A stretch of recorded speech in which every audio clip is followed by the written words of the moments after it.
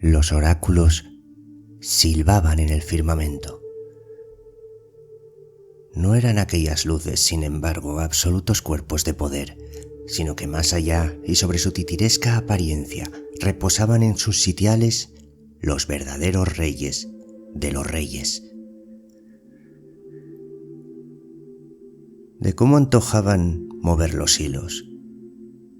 A representar su obra devenía la propia historia. Indolentes, acostumbraban cruzar y enredar sus cuerdas de igual modo como cruzaban y enredaban a los hombres.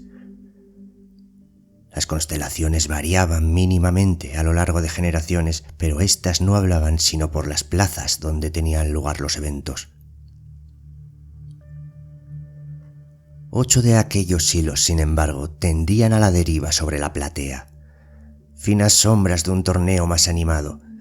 8 tendones para el mundo, 8 príncipes de la tierra, 8 reyes de los hombres. El resto, ¿quién podía saberlo? El marrano ozaba en la vereda del azimut y la emersión de una valla anunciaba un nuevo heredero. El halcón resultaba atravesado al entrar en la latitud del marrano y los podencos de otro rey grababan la estela peleándose por la presa. Los dioses desplazaban sus piezas sobre un tablero celestial y estirpes enteras ascendían o caían. Solo unos pocos mortales versados se decían capacitados para interpretar los signos. En cuanto esta ciencia se hizo de dominio público, solo unos pocos se decían permitidos para interpretarla. Los errantes decidían, los planetas, cómo animar otra decisión. Confiscando el futuro, aquella selección de gente oscureció el mundo. Asegurada la obediencia, ignorante en su albedrío, los dioses proseguirían, jugando a serlo. En cuanto a los profetas, innumerables salones y déspotas se rifaron sus derechos. Los orantes, como se decían, fueron ampliando su curia, extendiendo su poder al propio sello real,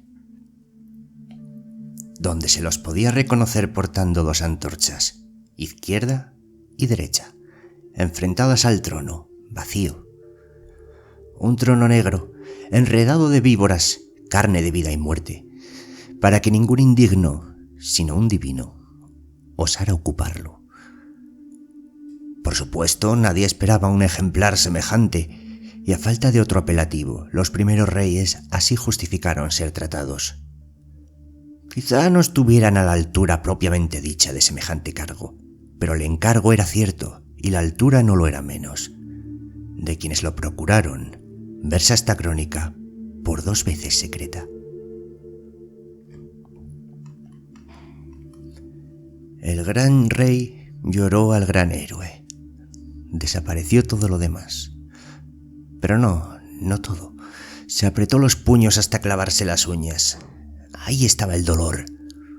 O solo su antesala. Su lomo astrológico, un asterismo con aires de dromedario, rodaba rezagado tras un inquieto lucero que honraba la casa de su enemigo. Ante sus pies, sin embargo, lo que rodaba era la cabeza de su primogénito y paladín. No era casualidad. Los sacerdotes de ambas partes habían conjugado esta quiralidad, una suerte de autoprofecía. Por esto es que los acólitos del gran rey ya se hallaban muy lejos, y por esto es que habían mancillado el juicio, amañando el torneo. Ya volverían, o cómo iban a probar su veredicto. Igual que el salmón, su ciclo vital empezaba donde acababa, si bien en su carácter catecumenal, al volver lo hacía para renacer. Como no podía ser de otra manera, al servicio de otra moneda. El gran rey huyó a las montañas hostigado por los perros. El usurpador palmoteaba y aullaba con ellos. Tanto daba si conseguía escapar con vida. De hecho, esto lo hacía más divertido. El usurpador se preparaba cada noche un baño y se reservaba un rato para recordarse a sí mismo que hoy también había hecho sufrir al gran rey, simplemente por no facilitarle la muerte tan deseada. Los mecanismos naturales por los que se conseguía prolongar la humillación le resultaban fascinantes, conseguían separarle incluso de otros trofeos. Ninguna riqueza se podía equiparar a aquello. La letra con sangre entra, había oído decir, pero es que también podía grabarse en piedra. Y para que no lo olvidaran sus opositores, mandó rubricar aquellas viejas murallas con su propia pluma en un desatentado dramaturgo. Odiosas clarividencias cargadas de bilis pero de fácil rima que simplificaban la ejecución de la ley por parte de sus funcionarios. De igual modo mandó quemar la escuela de escribas y confiscar un buen volumen de bibliotecas. Dejó a la gente traficar con unos pocos ejemplares solo para poder rastrear los remanentes opositores. Al parecer, así funciona en todas partes. Y un día vinieron a decirle que el viejo gran rey había sido hallado muerto. «¡Imposible!», abandonó el baño el usurpador. «¿Dónde está su cuerpo? Convoca a Ankal, que los Lamassu formen al amanecer». Dagan intercedió. «Mi señor, es de prudencia discutir antes este asunto con los orantes. Jamás propondrán a un demonio. Y en cuanto a esa escoria... Monsergas a mí. Ankal es mi mejor general. Yo soy la voz resuelta en cuerpo. Mis decisiones son inamovibles. ¡Ea, ve! No olvidéis con quién estáis hablando, pues si bien es cierto que en vuestro cetro ronronea el sol, no es sino por mi propia mano que ha llegado a posarse en él. Recordad la noche de mediodía, aquella hora en que los lobos se pelearon en las alturas y yo os hice apostar en contra del Principito. Bien presente lo tengo. Ahora despierta mis ejércitos y haz marchar los infiernos, pues de seguro ese infeliz se ha acuartelado en otra colonia y los instiga contra mí». Un terrible bestiario llenó entonces las calles. No siendo de una sola medida, lograban reunir un solo cuerpo. Esto es, puesto que aquel al que le faltaba un brazo lo compensaba en tamaño ante un completo, y el completo, aun siendo chico, mataba 3 veces antes que el otro abriera su primera brecha. Viejos como las piedras. No había allí reunidos 2 de la misma madre, pero es que la mitad no conocían, habiéndose criado en la misma caldera que un día escupiría el sol. Otros habían llegado del mar sin embarcación conocida y eran como sirenos anquilosados que se arrastraban sobre su vientre, pero escupían vaharadas ponzoñosas. No se contaba ningún hijo de los hombres entre aquellas filas, pues todas estaban compuestas por estas desdeñables criaturas que corrieron al mandato, ya acuciados por el látigo o tentados por las promesas. Promesas de sanación y perdón, de que su deformidad era en verdad virtud, una señal de distinción exquisita. Brujos y sacerdotes dilataron cuanto pudieron sus excusas, atándoles por igual a un mismo destino que finalmente no podía llegar a ser otro que la elevación sobre sí mismos. La misión no entraba en lo habitual, y por esto es que su herramienta tampoco podía hacerlo. No había guerra más que contra uno, vivo o muerto. Habían de encontrar al viejo rey y traerlo consigo. En su fuero interno, el usurpador temía un gran misterio. Y es que, sabiéndose ilegítimo, él mismo concedía el derecho sanguíneo de su rival a la majestad, y los verdaderos reyes solo podían morir por exsanguinación o acero. ¿Qué le podía haber ocurrido a ese carcamal? ¿Fue a causa de alguna herida? ¿Aprobaban los dioses su anexión fulminando de tal modo al anciano? ¿O era acaso clemencia, y por tanto se debatía su propia justicia sobre el zigurat? Los orantes, recalcitrantes, rodeaban las preguntas con más halagos y promesas. Ninguno sabía que el usurpador había aprendido a leer los signos por sí mismo, y no halló sino un terror calamitoso que empezaba su camino en la hora del fraude, con la caída en desgracia del joven héroe. No podían estar ciegos ante este oráculo. La pregunta, asimismo, era por qué habían precipitado los acontecimientos. Disgustado con su incompetencia, mandó prender a Dagan y en los calabozos lo obligó a responder bajo apostasía. Cuando consiguió sonsacarle a aquel desgraciado no llegaría a conocerse hasta mucho después, pero hay quien escuchaba tras las puertas. Y aquella pared le habló al alguacil con las palabras: Tú leíste los signos, nuestras señales vienen de otros. Mientras tanto, muy lejos de allí,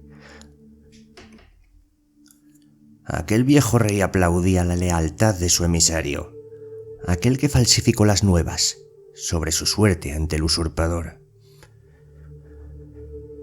¿Y qué piensa el pueblo de su nuevo pastor?, le interrogó a su regreso. «Oh, mi legítimo, ¿le siguen verdaderamente o solo corren de mutuo acuerdo? Pues cierto es que lo que el buen pastor consigue atusando a los cabritos, el fiero animal lo logra tan solo siendo, pues en su aullido está en su corona, y es verdaderamente sobre ellos». «Lobo será, pero te equivocas, amigo mío, pues lleva la corona en la boca más no por razón de su voz, sino sus dientes. Y esto no es de recibo en un rey ni un hombre, pues atenta contra los dioses que la verdad deba ser adornada, y éste peca para sí en el disfraz, que no es ni lobo, ni pastor, ni hombre, ni rey, pero ha sabido contar su voluntad por su número, el de sus garfios, espadas y garrotes, que no por el de su propio decreto, ya que no es derecho. Y así ha utilizado los hombres para contar su verdad a los hombres, que la verdad es miedo, y así atemorizado sabrás que no te es prudente preguntar. Por esto te digo que lo que necesitamos no es un basilisco, sino un sabio. Y elevo así mi plegaria a los astros para que nos iluminen en la tierra, ya que todos juntos no consiguen mover al usurpador desde las alturas. Esa noche, encubrando el monte de la Piedad, el viejo rey vio bajar una luz que horadaba las nubes y un pilar conectó la tierra. Distinguió en ella un ser incorpóreo cuya forma era engañosa, ya que un extraño vapor exhalaba de sus ropajes. Aunque era su medida fácilmente asumible a un árbol, su voz sonó melosa y diminuta, y parecía dirigir sus labios directamente a los oídos de los presentes. Ningún escriba recogió sus palabras, pero se sabe que instruyó al anciano en muchas artes y le mostró muchos prodigios que éste dejó recogidos en unos pliegos, y le instó a huir de regreso, pues anunció que el rey extendía ya el codo en su dirección, y era aquel un brazo tan largo y poderoso que no lo podría burlar, sino como las aves, de tal suerte que le fue a sentar en otra montaña. A mediodía de aquella mañana, el anciano atravesó por su propio pie los muros de su antigua patria. Nadie podría explicarse semejante salto. Y allí se empezó a dirigir a las masas con una elocuencia luminosa que hallaba doradas las palabras. El cielo se nublaba siempre en su presencia, mas no por mediación de las corrientes o la lluvia, sino que formaba un circo en torno al profeta, como si aquél atrajera mejor su atención que los ábregos. Había alterado su facha para no ser reconocido y brillaban en sus ojos dos carbones que parecían contener todo su calor en espera de una gran pira. La juventud le había regresado al corazón, pero su cabeza parecía siempre ausente, o acaso perpleja, como desembrollando un tremendo acertijo, o acabara de hallarle solución. Cuando 2 semanas después el usurpador regresó a la ciudad, encontró sus ladrillos cambiados y la anarquía paciendo a su sombra. Los disturbios se centraban en su figura y vio arder el alcázar de los orantes. Aunque a estos los tenían atados y les habían cortado la lengua, tuyéndoles de palabra para que no profirieran maldición. Halló también allí a su exconsejero Dagan, el mismo el que había marcado con su disgusto. No considerándolo así pues una amenaza, le habían respetado la boca, y en esta ocasión no fue bajo la pena, sino por el rescate, que supo reconstruir los acontecimientos y pudo descubrir, si no la identidad, cuanto menos las señas de su causante, a quien toda una legión de seguidores le circundaba lo mismo que un vivo armazón, pues era él quien los llevaba, y se le aproximaban con fidelidad. Los Lamassu recuperaron la ciudad y liberaron a los orantes, pero no consiguieron arrestar al rebelde y hubieron de retirarse a la seguridad del Zigurat, donde trancaron los postigos y esperaron órdenes. Ancal, Extrañado, acompañó al rey a la cima del edificio y juntos elevaron una plegaria a los dioses. Mas su oración no llegó a término, pues llegado el momento del sacrificio encontró una daga atravesándole el estómago y halló motivo de su presencia en aquella escalera al cielo.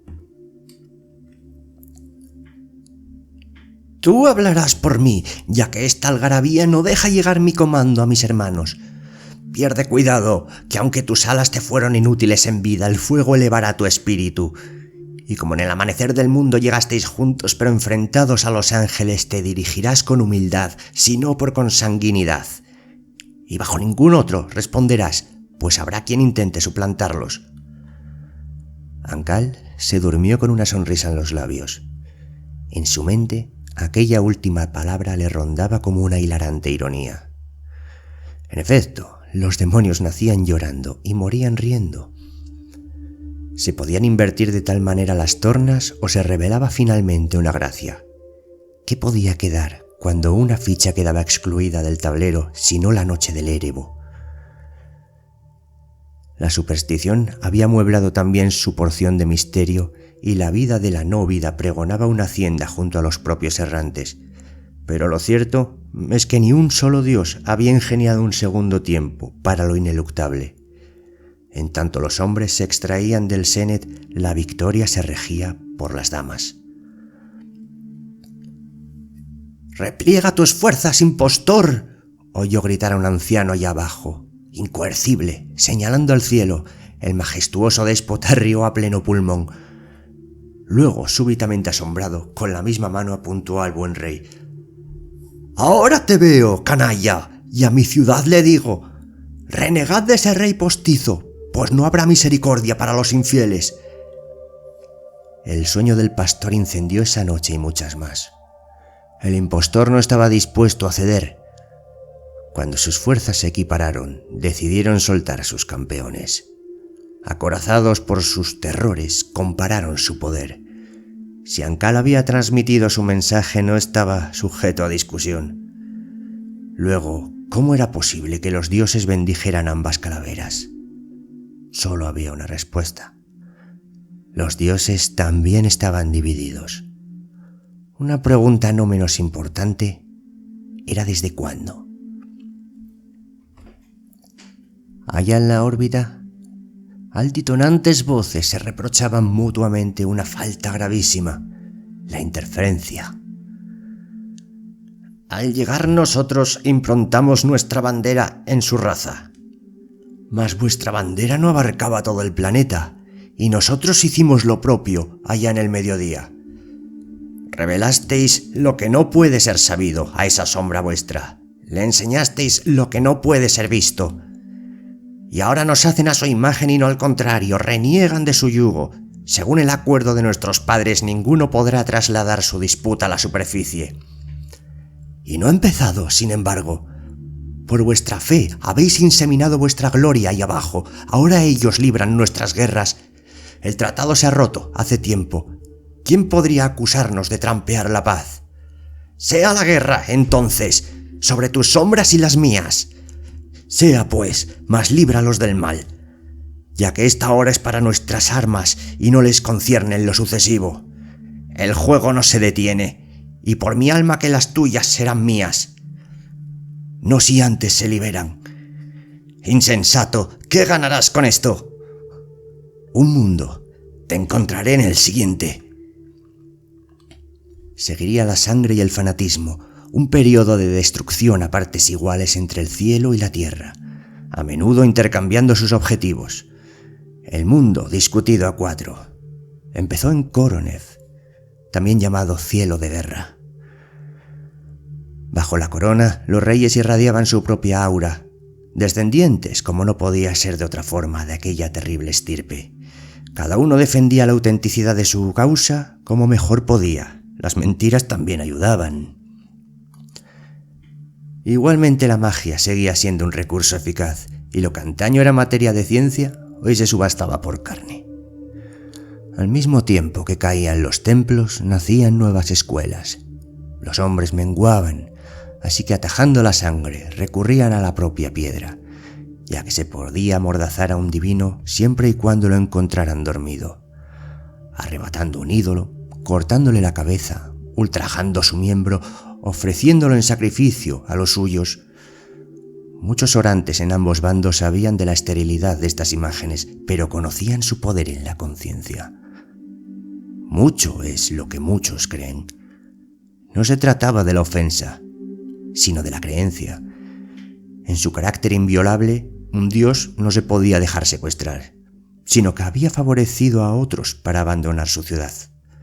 Indignado por alguna afrenta, quizá. Es decir, que si la justicia es ciega, no mirará siquiera por los suyos toda vez que exista un pecado fatal. El enemigo de cada cual necesitaba encontrar el mayor mal de los otros, o al menos inventarlo.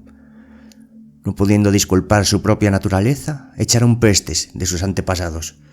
Como sucediera en tantas épocas y lugares, los escribas tomaron conciencia de su poder, y lo que al principio se empezó manifestando como mera crónica, pasó a llenar los anales históricos, que luego pasarían a ser leyenda, más tarde mito. Con el tiempo, los nombres de los dioses cambiaron, sus atributos adulterados. Llegó la tolerancia y uno solo pasó a sustituirlos. Un gobierno centralizado requiere una religión centralizada. A los 1000 años, todo el montante religioso cayó por su propia desfiguración de los hechos y un bando, definitivamente, se vio liberado del yugo del misticismo. Su rey, al que muchos aún consideraban el usurpador, nunca llegó a renegar del todo hasta sus últimos instantes, donde otra pared le oyó gritar, acaso presa de una terrible demencia o quizá culpabilidad, una desgarrada disculpa ante el fantasma del que hubiera sido un día su mejor general. Ese día murió también el ancalismo. En el otro bando, las cosas no podían ser más distintas, ya que separados de la ciencia sus fanáticos jamás gozaron las bendiciones de una buena vida, lo cual se trasladaba en primera instancia a la propia línea de sucesión, ya que hasta 150 generaciones tuvieron el oficio de responder ante la incertidumbre de un pueblo errante no entregado a otro oficio que el de la preservación. La segunda venida jamás se había producido, y si bien el buen rey lo había prometido, jamás se hizo sonar el cuerno de las gamonales para liberar las almas de los justos. Menguados, impotentes y solos, los acólitos del buen rey se rindieron sin ruido ante ningún amo, simplemente dejándose absorber por la cultura popular. Los dioses jamás caerían del todo, pero en su lugar eran los hombres quienes concedían a aquellos el beneficio de la existencia, invocándolos aún para sus juramentos, sus tardes de ocio y sí, aún por cierto consuelo. Nunca más por temor, o al menos un temor hacia ellos. Al final, las ruinas hablaron a través de la ciencia. Empezó en Koronev. Un acontecimiento ímprobo había tenido lugar allí. En los años del gran rey, del magnánimo, rezaban los sabios, un aventón había desfigurado la tierra de los infieles, y en este día la arqueología había descubierto una prueba irrefutable. Los análisis del carbono 14, la espectrofotometría de gases, las mediciones de desintegración nuclear, todo hablaba por un impacto celestial que arrasó el auténtico bastión del ancalismo. Más inquietante resultaba el hecho de que se trataba de un pasaje bien documentado, contrastado con distintas fuentes y por lo visto, y según todas las versiones, admonizado años antes de sucederse. Todos los telescopios remontaron la ruta de aquella antigua colisión, descubriendo que se correspondía a un enjambre de cometas transoortianos. Trazando la curva de su perigeo y según varios órdenes de magnitud, dedujeron en 2 horas lo que ya muchos temían. Y es que el día de la revelación estallaría de nuevo la disensión para preparar la llegada del rey, cualquiera fuera, que renovaría el pacto de sus padres. Un terror olvidado regresó al lecho de los ancianos, a los líderes de las naciones y a las camas de los niños. Después de todo, ellos realmente habían estado aquí. En otra parte podía leerse asimismo que volverían. Nunca antes tan semejantes ni tan furiosos. Ni más ni menos que los dioses de ayer. Se lanzaron saludos, ruegos, peticiones, incluso regalos. Aún restarían años hasta poder oír la respuesta. En realidad, descubrieron, nunca habían dejado de escuchar. Los hombres, por otra parte, volvían a estar solos.